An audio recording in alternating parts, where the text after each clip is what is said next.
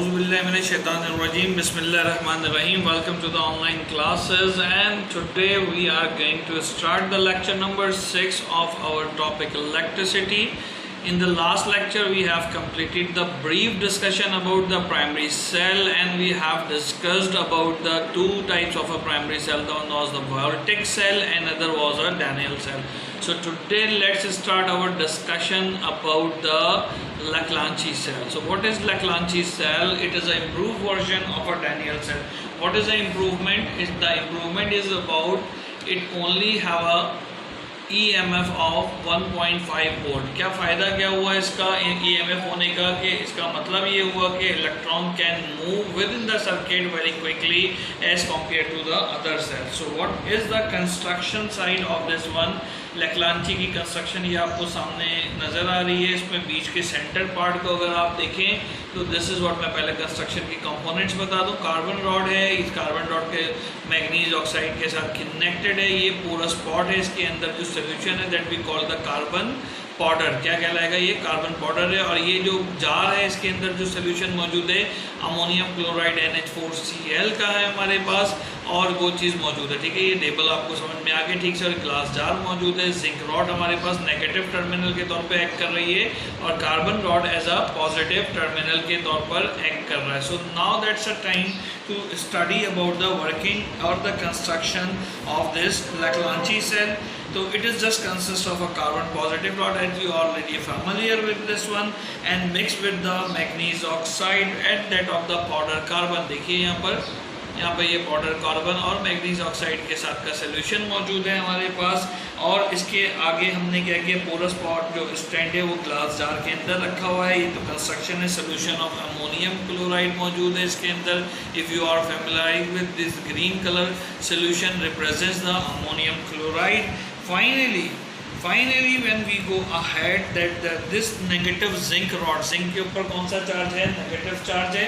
and that zinc rod is being dipped into the solution of a ammonium chloride and acting as a negative charge carrier, which we call the anode, and that of the carbon was acting as a cathode. So when these things are putting together, we will get some chemical reaction, and as a result of it manganese dioxide react with the ammonium chloride in the presence of a zinc, and they will formulate the manganese oxide, that of the water, zinc chloride as a solution, and the ammonia molecules.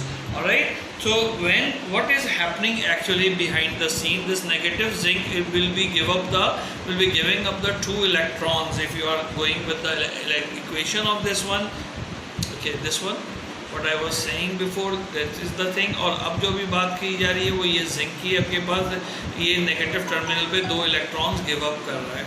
Hello viewers, if you like our online lectures, so keep like, share and subscribe our YouTube channel, the NCPSS and the HSPSS online lectures, and the next one is Professor MM Manzoor official.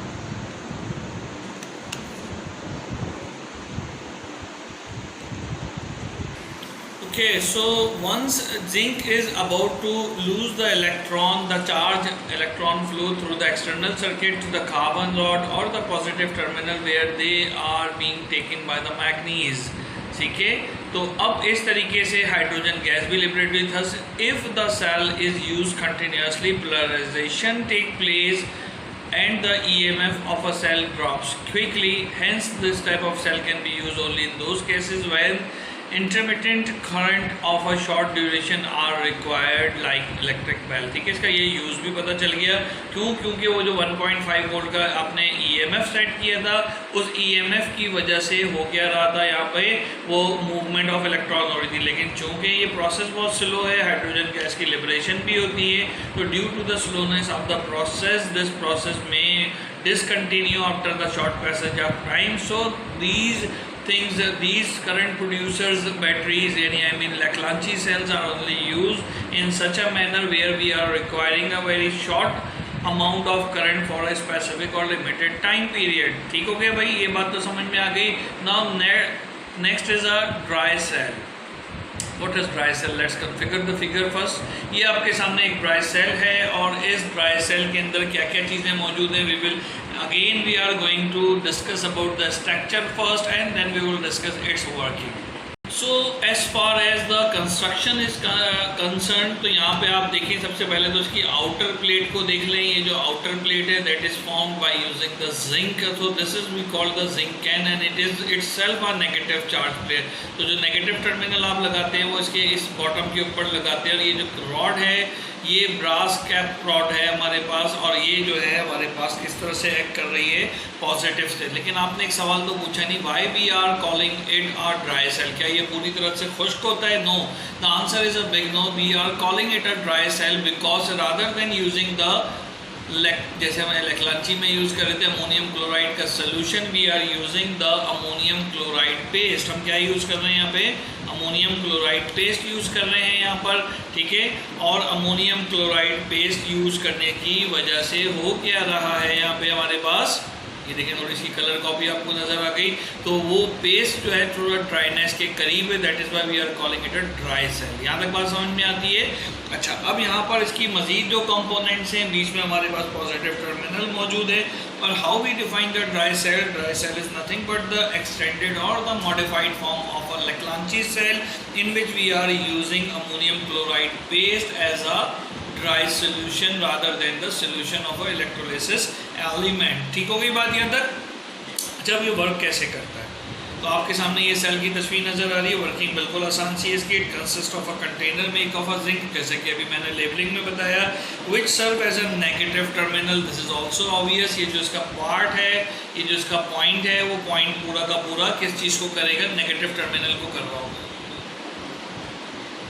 ठीक है जी, यहाँ तक हमारे पास बात समझ में आती है। मैग्नीज डाइऑक्साइड पाउडर कार्बन का इसके अंदर लिक्विड मौजूद है, थोड़ा सा वाटर भी होता है, that's is why we are forming the paste और natural filler as a flour use होता है। Carbon rod is at the centre serve as a positive terminal. ये जो रॉड है ये कार्बन रॉड है which is serving as a positive terminal. इन सबको एक साथ रखा जाता है और वर्किंग इसकी बिल्कुल लेक्लांची की तरह से है, और उसको सील कर दिया जाता है। Why we are sealing it? Because we wanted to prevent the leakage and evaporation of a moisture. ठीक है, तो अब ये ड्राई हो गया, लीक प्रूफ हो गया, और इसको हम यूज़ कर सकते हैं। आपकी घड़ी के जो सेल्स हैं, वॉल क्लॉक का जो सेल है, और भी घर में डिफरेंट अप्लाइंसेज हैं, पेंसिल सेल से लेकर डिफरेंट साइजेस में जो अवेलेबल हैं, we are calling that a या यहाँ पे ड्राई सेल्स हैं। ठीक है, तो इस तरह से ये ड्राई सेल वर्किंग इसकी बिल्कुल लेक्लांची जैसी है, और इसको यूज़ हम इस तरह से करते हैं। इसकी कंस्ट्रक्शन का खास तौर पे आपने ध्यान रखना है। अगला टॉपिक हमारे पास है सेकेंडरी एक्यूमुलेटर। तो what is secondary accumulator? Secondary cell या एक्यूमुलेटर। तो पहली बात तो ये कि सेकेंडरी सेल क्या होता है, क्या डेफिनेशन हमने पढ़ी थी। सेकेंडरी सेल क्या होते हैं? Type of a cell that can recharge after they run down by passing the current through them. ठीक है, फ्रॉम द एक्सटर्नल सोर्स, उसको एक्सटर्नल सोर्स से चार्ज कर सकते हैं। That is why, that is the prime reason we call these secondary cells as an accumulator because we wanted to accumulate from the external source। इसकी popular तरीन type हमारे पास जो है लीड एसिड एक्यूमुलेटर है।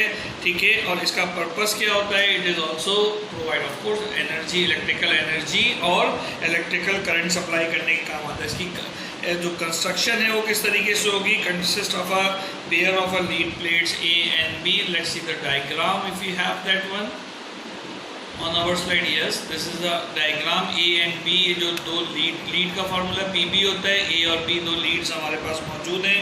ठीक है, इमर्स डुबाए गए हैं in a vessel containing the dilute sulphuric acid. इसके अंदर जो सोल्यूशन मौजूद है we have a dilute sulphuric acid. ये आप माउस के कर्सर को फॉलो करें तो H2SO4 यहाँ पर हमारे पास मौजूद है।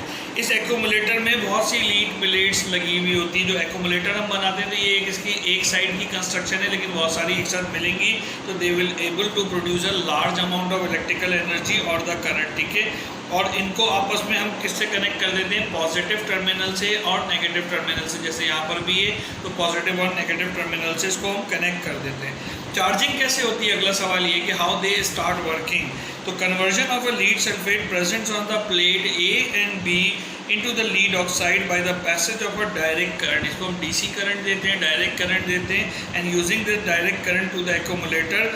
इस प्रोसेस को हम कहते हैं charging the accumulator. Once the accumulator is charge we can use that accumulator elsewhere for the generation और reproduction of a electric current. अब ये वो बैटरीज हैं, फॉर एग्जाम्पल आपके पास कोई टॉय है, उस टॉय के अंदर आपने कोई बैटरी, चार्जेबल बैटरी है, तो वो आपने इस्तेमाल की, चार्जर पे लगा के एक्यूमुलेटर को चार्ज कर लिया, और और once you are ready with that accumulator, तो आपने उस एक्यूमुलेटर को उस अप्लाइंस में, जैसे टॉय है या और कोई डिवाइस है जिसमें आप चार्जेबल बैटरीज यूज़ कर रहे हैं, उसमें आपने यूज़ कर लिया। और जब इसको आप लगाते हैं, किसी अप्लाइंस के साथ कनेक्ट करते हैं, तो पूरा प्रोसेस रिवर्स डायरेक्शन में काम करता है और वो उसकी डिस्चार्जिंग का बायस बनता है। वंस इज डिस्चार्ज तो you can again charge them by using the some external source. अब सवाल आता है कि इसकी वर्किंग क्या है, कैसे काम करता है। तो पहले तो आपको समझ में आ गया, लीड ऑक्साइड का सोल्यूशन है, सल्फ्यूरिक एसिड का सोल्यूशन है, लीड की रॉड्स हमने यूज़ की हुई हैं। तो ये काम कैसे करता है, हमारे पास जो लीड ऑक्साइड कोटेड प्लेट ए और बी पॉजिटिव टर्मिनल और मेटल प्लेट बी जो है नेगेटिव टर्मिनल बन जाती है, जैसा कि तस्वीर में भी नज़र आ रहा है कि लीड ऑक्साइड ये पॉजिटिव बन गई और ये मेटल कोटेड जो प्लेट है ये नेगेटिव टर्मिनल बन जाती है। और जब इन टर्मिनल्स को आपस में कनेक्ट कर दिया जाता है तो current will flow from positive to negative, और in other words we will say कि current will flow from the A to B. सही है, ए से बी हो जाएगा, जिसकी वजह से क्या होता है, एक्सटर्नल सर्किट जो है हमारा वो एक्टिवेट हो जाता है from B to A through the acid. और नीचे कैसे हो रहा होता है, बी से ए, क्योंकि यहाँ से जब डिसोसिएशन टेक प्लेस होती है तो करंट ऐसे इस डायरेक्शन में, जैसे ये माउस मूव कर रहा है, ए टू बी एक्सटर्नल सर्किट और बी टू ए जो है वो इंटरनल सर्किट के अंदर फ्लो करने लग जाता है। ठीक है, this action is called the discharging. इस एक्शन को हम क्या कहते हैं, डिस्चार्जिंग। इसका केमिकल रिएक्शन आपके सामने कि जो लीड ऑक्साइड है वो हाइड्रोजन के साथ लेके लीड डाइऑक्साइड बना देगी, सिंगल ऑक्साइड बना देगी, ये सामने नज़र आ रहा है, और वाटर मॉलिक्यूल रिलीज कर देगी। और ये जो लीड ऑक्साइड है ये H2SO4 के साथ इंटरनली रिएक्ट करके लीड सल्फेट और वाटर मॉलिक्यूल्स बनाता चला जाएगा। अब यहाँ पे हमारे पास लीड और लीड सल्फेट जो बन रहा है, इसकी इक्वेशन अगर आप देखना चाहें तो वो इस तरह से, इसके ऊपर +2 चार्ज है, इसके ऊपर -2 चार्ज है, and they will accordingly they will form the lead sulphate. ठीक है, जब दोनों जो प्लेट्स हैं ए और बी जब कोटेड करेंगे इसको लीड सल्फेट से, accumulator is completely discharge and no current is drawn. कब होगा, जब दोनों प्लेटें कम्प्लीटली कोटेड हो जाएंगी। अच्छा, शुरू में क्या था, एक प्लेट कोटेड थी, दूसरी प्लेट लीड के साथ जुड़ी हुई थी, तो दोनों प्लेट एक थे, मलमाकारी या इलेक्ट्रोप्लेटिंग का अमल हो रहा होता है, उसके साथ साथ वो डिस्चार्ज हो रहा होता है। ठीक होगी बात ये। पॉजिटिव प्लेट के अंदर क्या हो रहा होता है, लीड सल्फेट वाटर के साथ रिएक्ट करके आपके पास दोबारा से लीड ऑक्साइड बना रहा होता है और उसके साथ सल्फ्यूरिक एसिड और 2 इलेक्ट्रॉन्स भी रिलीज कर रहा होता है। द नेट रिजल्ट, इसका मजमूई रिजल्ट क्या होता है कि लेयर ऑफ अ लीड पर ऑक्साइड ऑन द प्लेट ए के ऊपर लीड पर ऑक्साइड हो जाता है।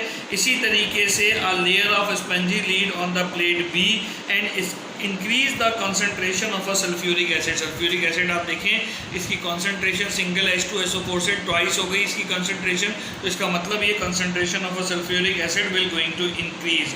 ठीक है, with the removal of a lead sulfate layer from the plates of the accumulator it starts supplying the current to the external circuit। ठीक है, जब हम लीड सल्फेट को हटाना शुरू करते हैं तो ये एक्सटर्नल सर्किट को करंट देना शुरू कर देता है और इसका मतलब ये होता है कि ये चार्ज हो चुका है दोबारा।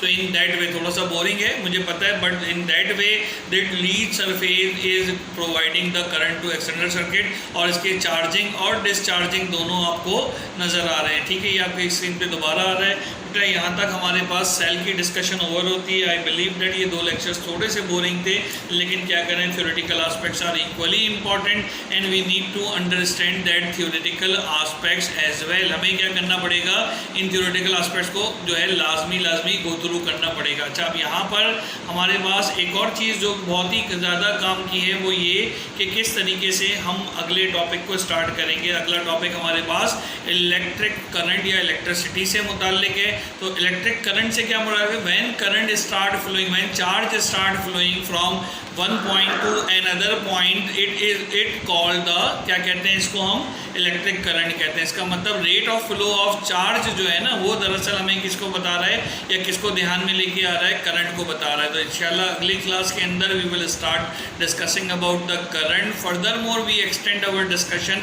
About the Ohm's law. Ohm's law के मुतालिक भी हम पढ़ेंगे और finally when we done with the Ohm's law तो फिर हम रेजिस्टेंस या रेजिस्टिविटी को डिस्कस करेंगे और उसमें क्या क्या पढ़ना है। That is going to be a very interesting and important topic, उसको हम देखेंगे अगली क्लास के अंदर। तब तक अपना ख्याल रखिए, इंशाल्लाह अगली क्लास में मुलाकात होती है। Take care of yourself, hope you get the points from the lecture.